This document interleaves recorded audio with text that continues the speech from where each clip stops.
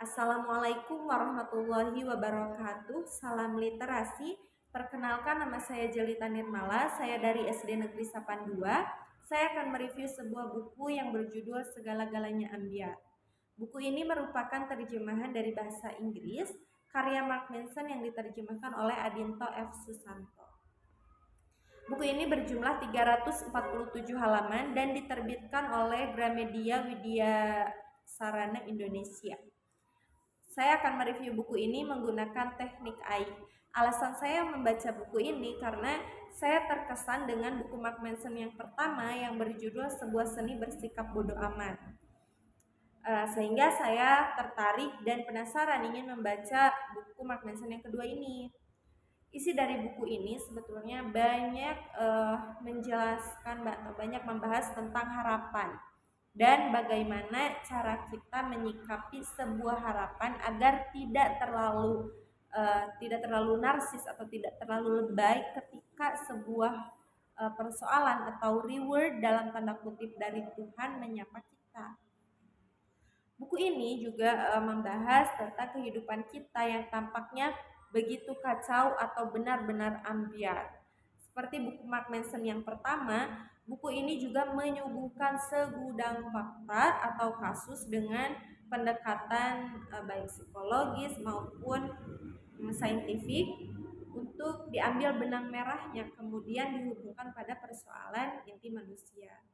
Namun sayangnya Mark Manson ini terlalu menggeneralisir persoalan yang terjadi. Ia terlalu memukul rata apa yang ia sebut dengan dogma, agama, dan ideologi.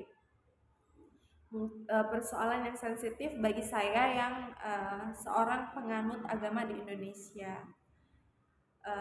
Mungkin bagi beberapa orang buku ini dianggap sampah.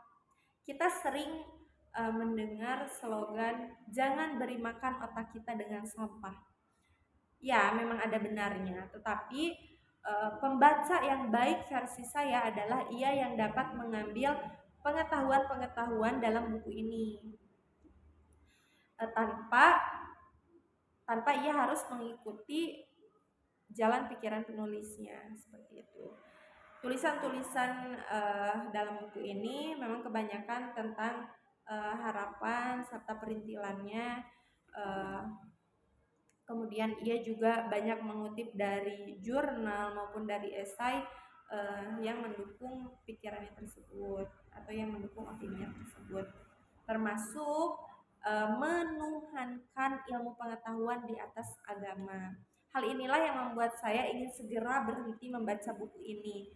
Tetapi saya teruskan membaca sampai tamat untuk tahu apa sih yang sebenarnya Mark Manson ini ingin sampaikan kepada pembacanya. Jika slogan atau tagline dalam cover buku ini yaitu sebuah buku tentang harapan, namun pada kenyataannya buku ini membunuh sebuah harapan menurut saya. Namun hikmah yang dapat saya ambil dari buku ini, sebagaimana telah saya sampaikan tadi, masih